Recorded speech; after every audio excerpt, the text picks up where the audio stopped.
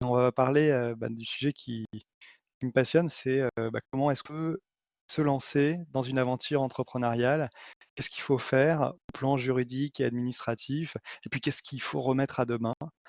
Je me présente en quelques mots, je m'appelle Serge Rosenzweig, je suis avocat au barreau de Paris et au barreau de New York et j'ai fondé un cabinet d'avocats qui ne travaille qu'avec des entrepreneurs, d'où le sujet aujourd'hui. Dans le cabinet, moi je m'occupe de ce qu'on appelle le corporate. C'est essentiellement les levées de fonds et les ventes de sociétés, donc les exits.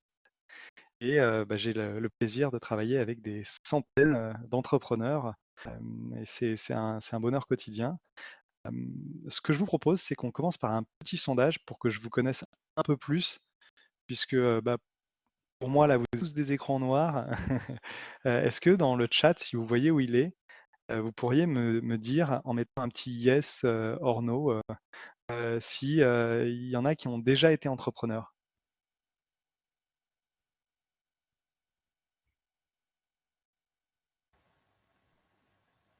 Non, 2 non.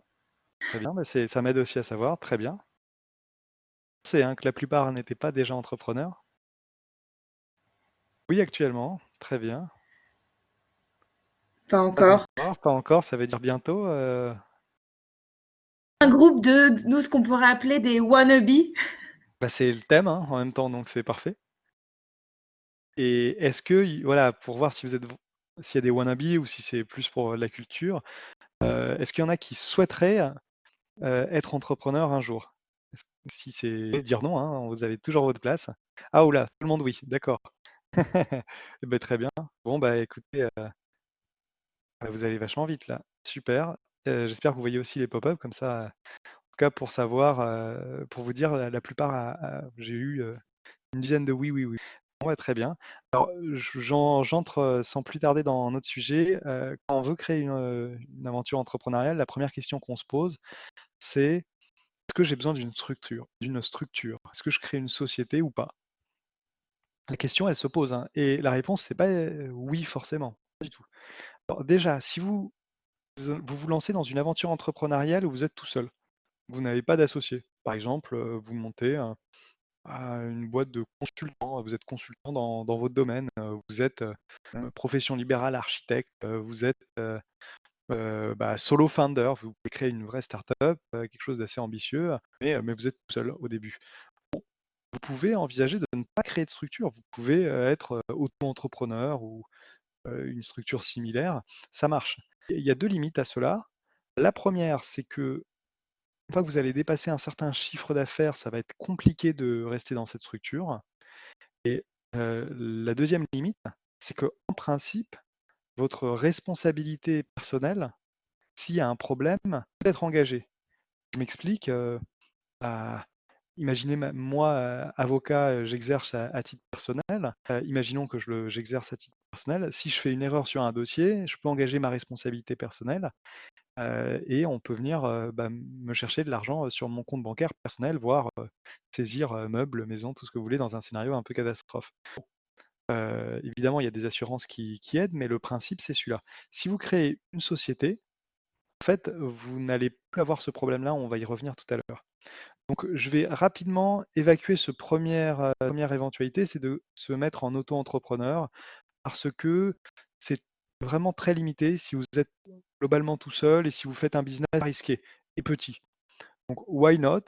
Au début, vous pouvez envisager de faire comme ça et très vite vous allez devoir à switcher dans une société. Et donc la question qui se pose, c'est quand est-ce que je me mets en société?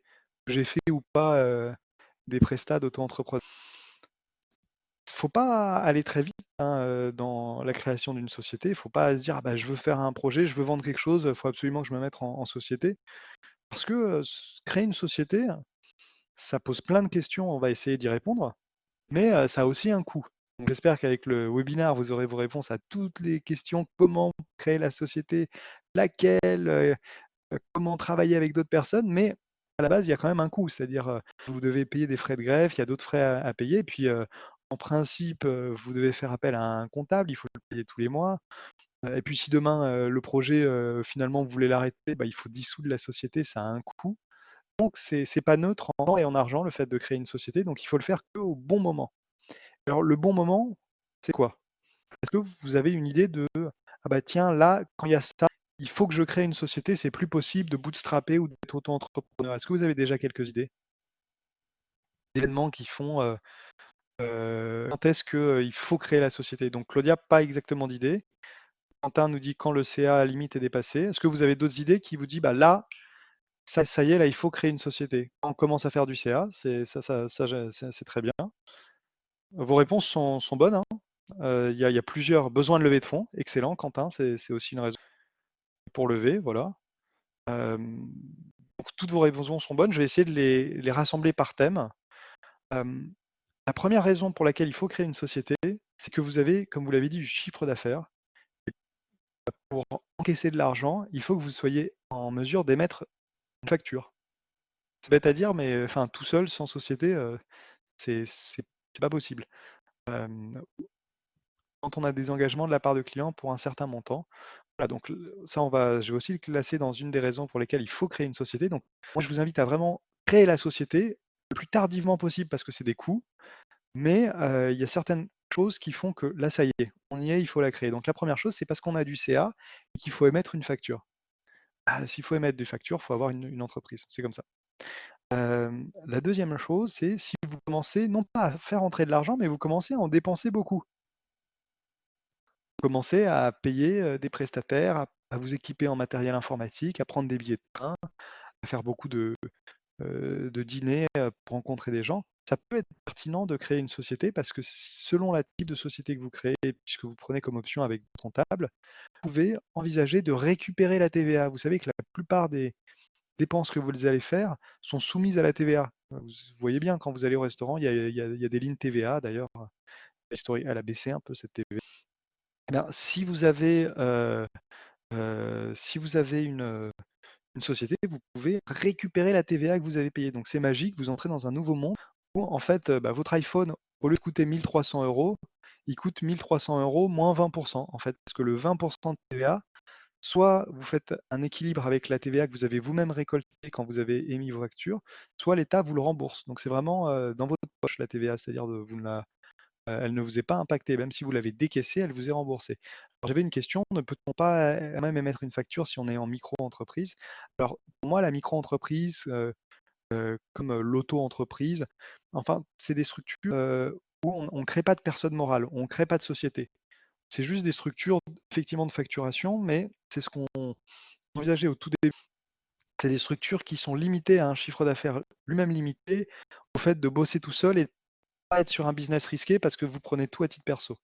Donc du coup, voilà, ces microstructures, pour moi, je les évacue parce qu'elles sont applicables que si vous êtes dans ces cas-là. Et si vous êtes dans ces cas-là, allez-y et laissez-vous porter avec votre comptable le jour où il faudra créer une société.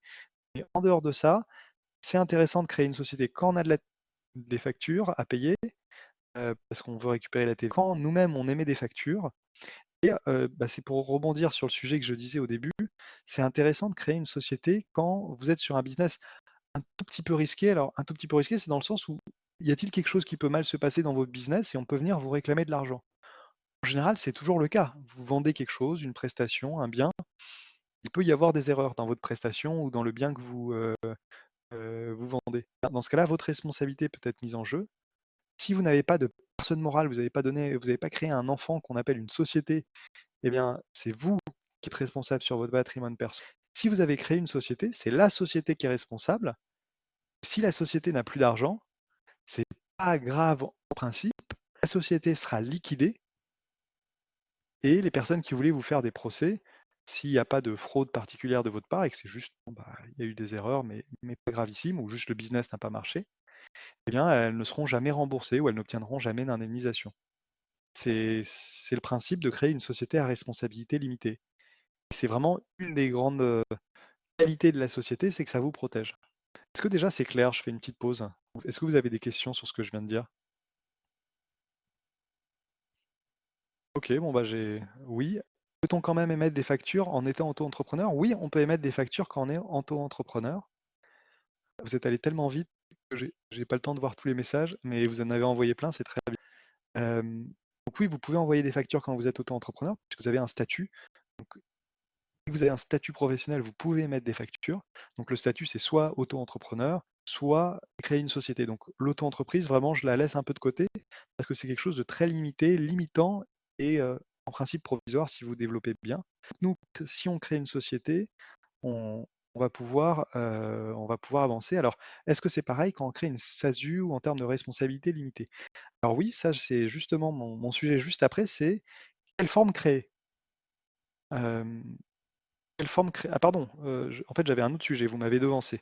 Je voulais aussi vous dire qu'un des derniers avantages de créer une société, avec la liste que je vous ai déjà faite, c'est que, si vous voulez faire votre business avec plusieurs personnes, c'est-à-dire que c'est pas juste vous qui êtes dans la société, mais vous, souhaitez, vous associer, avoir des cofondateurs. Ça, c'est hyper important d'avoir une société parce que c'est le seul moyen de pouvoir clairement répartir le capital entre chacun. Qui parmi vous a vu le The Social Network? C'était le film, vous savez, avec sur Mark Zuckerberg. Oui, il y a Quentin qui l'a vu. Vous n'avez pas, il n'y en a pas plus. Ah oui, Marie-Lou, Soraya également. Ah bah Guillaume, André. Eh ben, vous vous rappelez que Mark Zuckerberg, il avait été approché par deux frères euh, qui lui avaient demandé de créer quelque chose qui a priori ressemblait à Facebook. Et puis, en fait, selon l'histoire, il l'aurait fait lui-même. Il aurait commencé à bosser sur le projet, puis à la fin, il l'aurait fait avec son coloc, et il n'aurait plus jamais donné suite avec les deux frères qui l'avaient approché, avec qui il avait commencé à bosser. Et ben ça, ce problème-là, vous ne pouvez pas l'avoir et vous retrouver dans la situation des deux frères si, au départ, vous avez créé une société, parce que c'est le bon moyen pour travailler à plusieurs. Quand on crée une société, on crée une boîte, puis on dit à chacun a une petite partie de la boîte, et c'est figé. On sait que toi, tu as 10%, toi, tu as 5%, toi, tu as 0%, donc tu n'es pas dans la société, merci, au revoir, ou tu as 90%. Et donc les frères qui se retrouvent avec 0%, ça n'aurait pas pu se passer s'ils avaient clairement créé une société, un gâteau, on s'était réparti. Donc ça, c'est la dernière raison pour laquelle je vous invite à créer une société, c'est si vous voulez faire du business à plusieurs. Ça vous sécurise tous. Donc maintenant, je viens sur la forme de la société. Quelle forme de société on peut créer pour démarrer une aventure entrepreneuriale? Est-ce que vous voulez me dire dans le chat des formes de société que vous connaissez? J'ai déjà vu SASU, SAS, SARL. Ouais, super. Il y a tellement de messages, j'arrive pas tous à les voir. Attendez, comment je peux voir? Parce qu'en fait, du coup, j'ai un pop-up qui dit 8 messages reçus d'un coup, ce qui est très bien. Continuez. Vous êtes synchronisés. Dites-moi d'autres formes si vous en avez, même si vous avez déjà écrit. Comme ça, je peux les lire.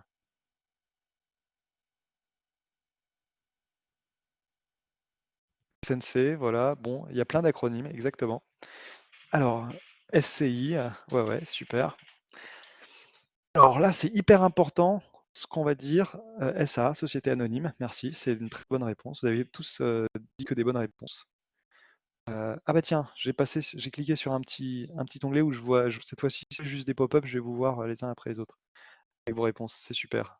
Je suis mieux là. Ah bah dis donc, vous en avez envoyé des messages. Très bien. Maintenant, je vais tous les voir. Euh, Quelle structure créer? Moi, ce que je vous recommande, c'est de créer une société dont euh, votre responsabilité personnelle sera limitée. Parce qu'en fait, sinon, ça a un intérêt très moyen. C'est en fait en général quand on crée des sociétés pour faire des optimisations fiscales avec l'immobilier, on crée d'autres types de sociétés, des sociétés où même avec une société, on aurait une responsabilité illimitée. Donc l'intérêt d'avoir une société est quand même très faible quand on veut devenir entrepreneur. Donc créer une société à responsabilité limitée, vous en avez deux, les deux seuls qu'on va aborder parce que c'est les deux qu'il faut vous retiendrez, il faut que retenir, pardon. Euh, et comme ça, on va pouvoir clôturer le débat. Quel type de société je dois créer le jour où je crée un business? Est-ce que vous êtes prêts à que je vous révèle le secret, pas très caché, mais de vraiment les deux types de sociétés qu'il faut considérer? C'est d'ailleurs les deux types de sociétés que vous avez en grande majorité écrits sur le chat. Alors, vous avez la SAS et la SARL. Je vais présenter ces deux sociétés et vous allez voir euh, dans quel cas il faut prendre l'une et dans quel cas il faut prendre l'autre. Alors, la SAS, Société par action simplifiée, sachez déjà que c'est la même chose qu'une SASU. Parce que SASU, c'est une société par action simplifiée associée unique ou unipersonnelle. C'est la même chose, ça veut juste dire que c'est une SAS avec un seul associé. Et l'autre type de société, c'est la SARL. Alors, je vais vous donner tout de suite la conclusion, comme ça il n'y a pas de faux suspense. La société à utiliser si vous êtes au moins deux dans l'entreprise et que vous voulez créer voilà, une société avec l'ambition quand même, une certaine ambition, c'est la SAS. Je vais vous dire pourquoi dans un instant. Et donc la SARL, ça sera mon second choix. Ça sera surtout le bon choix, la SARL, si vous voulez créer une société où vous êtes tout seul. Par exemple, vous êtes consultant. Vous êtes, je ne sais pas moi, médecin. Vous êtes, voilà, en général, les professions libérales. Ou vous êtes commerçant et vous êtes le seul propriétaire de votre boulangerie ou de votre magasin de chaussures. Je vais détailler pourquoi tout de suite.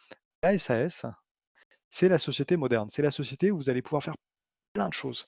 Vous allez pouvoir rédiger des statuts qui conviennent exactement à votre société. C'est une société où l'actionnariat ne sera pas public, donc vous aurez une certaine confidentialité. C'est la société où, quand vous vendez les actions, vous avez le moins d'impôts à payer. C'est la société qui va vous permettre de lever des fonds. On va revenir sur la levée de fonds un peu plus tard. C'est la société qui va vous permettre de vous associer avec vraiment plein de personnes. C'est scalable, ceux qui connaissent le vocabulaire startup. La SARL, en face, ça n'a aucune de ces qualités. Ça en a une, c'est la fiscalité. Si vous êtes majoritaire dans la société, vous êtes le gérant majoritaire de la société, voire vous êtes le seul propriétaire, donc vous êtes forcément majoritaire si vous avez 100%, puisque majoritaire, c'est avoir plus que 50%. Dans ce cas-là, avec la SARL, quand vous allez vous verser une rémunération, vous allez payer moins de cotisations sociales que si vous étiez président ou directeur général d'une SAS. C'est uniquement vrai si vous êtes majoritaire en SARL. Donc la question, elle est vite vue, hein, comme on dit la personne qui fait des vidéos sur YouTube. Si vous êtes deux, au moins, et qu'il n'y en a pas un qui a, si vous êtes deux avec 50-50, ou en tout cas, ou si vous êtes plusieurs à 30-30-30, voilà. S'il n'y en a pas un qui est en grande majorité et qui est destiné à rester majoritaire, la question elle est vite vue. Faites une SAS parce que vous aurez toutes les qualités sans rien perdre, puisque même si vous créeriez une SARL, vous n'auriez pas une meilleure fiscalité. Donc la SARL, c'est bien si vous êtes uniquement majoritaire. En général, le cas, c'est plutôt on est tout seul dans la société et puis on compte pas s'associer. Là, on a un peu moins de cotisations sociales à payer, mais en face de cela, on n'a pas les mêmes remboursements et pas la même retraite, hein, il faut savoir. On paye moins, mais on a moins de cotisations. En général, les gens préfèrent quand même payer moins parce qu'ils se disent, bah, la retraite, déjà, on ne sait pas ce que ça sera. Et puis les cotisations, surtout, bah, on peut prendre des complémentaires privés qui coûteront un peu plus cher, mais qui vous serez largement gagnant. Il y a aussi des différences de fiscalité avec les dividendes, mais enfin, on ne peut pas tout faire et vous faire un cours de fiscalité parce que enfin, vous vous perdriez dans les détails et puis il ne faut pas uniquement voir ça sous le prisme de la fiscalité, il faut aussi voir ça d'un point de vue stratégique parce que payer moins d'impôts c'est bien, mais si ça ne vous permet pas de lever des fonds, ça ne sert à rien alors, si vous souhaitiez lever des fonds. Alors pour les dividendes, pour Vincent, les dividendes, c'est pour ça que c'est parfois un peu dur de choisir entre la SRL et la SAS de manière trop rapide quand on est sur la fiscalité et pas sur la stratégie, parce que la stratégie, c'est clair, c'est la SAS. Il y a un peu moins d'impôts sur les dividendes de sociétés de SAS. Si vous êtes en SAS, là, cette fois-ci, la fiscalité est plus avantageuse si vous souhaitez vous rémunérer à travers des dividendes, de l'argent qu'on verse une fois par an à la fin de l'année, on a encore de l'argent sur le compte, plutôt qu'en rémunération de présidence. Le dividende, c'est imposé aujourd'hui avec la flat tax à 30%. Donc, on vous verse des dividendes, même vous avez des actions de ou Sanofi, vous touchez des dividendes, vous payez à 30% de ce qu'on appelle la flat tax. Mais vous ne cotisez pas, encore une fois, vous ne cotisez pas à la retraite, vous ne cotisez pas aux URSSAF. Enfin, c'est vraiment de la fiscalité, comme on dit, du capital, pas du travail. Et si vous êtes en SARL, vous allez payer 10% de plus sur part de dividendes supérieure, suivez-moi bien, à 10% du capital social. Donc je prends un exemple, vous avez un capital social de 100 000 euros et vous versez plus de 10 000 euros de dividendes à la fin de l'année sur ce qui dépasse. Au lieu de payer 30%, vous aurez 40% d'impôts. Donc effectivement, si votre société est destinée à faire beaucoup de chiffres, vous dites, bah, moi, je peux vivre avec 1 000 € de salaire mensuel ou 2 000 €, et en fait, je préfère me verser 400 000 € de dividendes à la fin de l'année, faites une SAS. Mais sachez qu'on peut passer d'une SARL à une SAS, hein. Donc, vous pouvez aussi changer d'avis. Au départ, on ne va pas faire des sommes folles de dividendes. C'est pour ça que je ne préfère pas aborder d'abord la chose sur le dividende. On va plus se payer un salaire parce qu'il faut quand même avoir de quoi vivre. Et puis, on va surtout s'associer. Vous avez compris, si on s'associe, la SAS, c'est beaucoup mieux, c'est plus flexible, c'est la société moderne. La SARL, c'est beaucoup moins bien. Pour illustrer cet exemple, pour que ce soit peut-être un peu plus concret, c'est mieux, c'est moins bien, je peux vous donner l'origine de la SARL. La SARL, ça a existé bien avant la SAS. Au départ, il y avait la SARL qui existait comme société abordable, et puis il y avait la société anonyme qui avait des coûts démentiels. Il fallait trouver plein de personnes pour être dans vos conseils d'administration. Enfin, c'était un peu compliqué. Donc, globalement, si vous étiez dans un webinar, il n'y avait pas Internet, il y a 35 ans, vous me disiez quel type de société créer, ça serait globalement pas une société anonyme, il n'y aurait même pas de discussion. Donc, il ne restait que la société à responsabilité limitée, la SARL.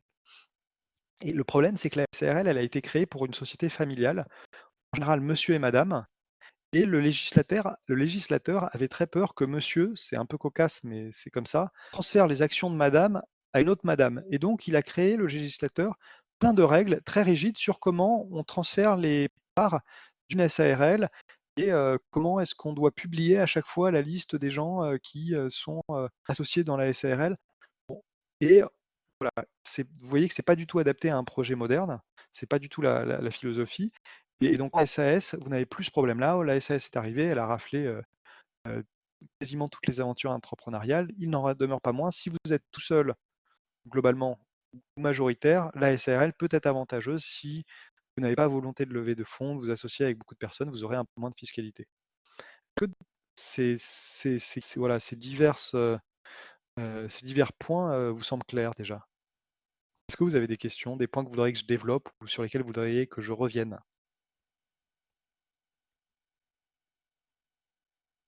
Non, ça vous va? Ok, bon, bah, très bien, mais il ne faut pas hésiter, hein, s'il y a des points sur lesquels vous voudriez que je revienne. Donc, si parmi nous, on a des gens qui se définiraient avec une casquette, c'est un peu galvaudé, mais start-upper, enfin, vous vous posez même pas la question, hein, même tout seul, vous créez une SAS. Il y a pas de sujet, hein. Donc, parce que nous, tous les ans, il y a des gens qui viennent nous voir et qui nous disent je veux lever des fonds ou je veux faire une start-up et ils viennent nous voir, ils sont en SARL, hein. J'espère que ça ne vous arrivera pas, n'est-ce pas? Si on est deux associés à 40%, à 40-60, la SAS est-elle conseillée? Alors, elle est conseillée, oui, parce que c'est ce qui va vous permettre de quand même bien vous associer à plusieurs, de faire des statuts relativement souples, et ça va vous permettre, si un jour vous voulez lever des fonds, de le faire. Parce qu'en général, quand on est à deux, on a plus d'ambition. Dans quel cas doit-on cotiser à hauteur de 40%? Je n'ai pas compris. Alors ça, c'est si vous faites une SARL et que vous distribuez des dividendes, au lieu de ne payer que 30% d'impôt sur ces dividendes, pour la quote-part qui dépasse 10% du capital social, c'est un petit calcul à faire, vous avez une sur-imposition de 10%. Donc on arrive à 40, 30 plus 40. Et ça, vraiment, la fiscalité des dividendes, non seulement elle change, voilà, demain, c'est plus la même majorité, elle changera.